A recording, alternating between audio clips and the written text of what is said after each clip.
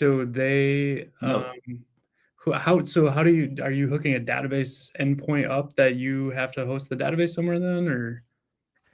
It's actually, so you're actually attaching your own database to it, Okay. and it has a CLI. So depending on, in our case, it's Prisma, but depending on what database setup you have, they have different adapters for different database types.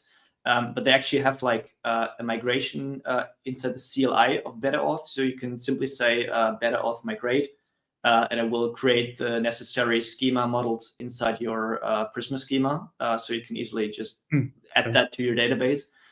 And then you have basically two parts of the library. One is the backend part, which you can call from the server side, and one is the client, which gives you all the stuff for like calling the backend endpoint for login, password reset, and whatever. So it's actually all inside the application. There's no external service that is attached.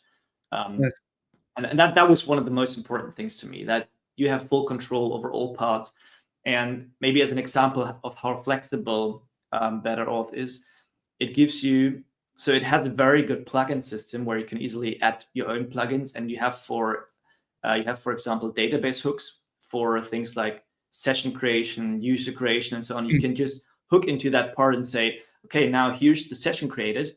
In this case, this user should have this property added to the session, just like, and That's it's incredible. like 3 lines of code, and you can just step into every little detail of the auth process.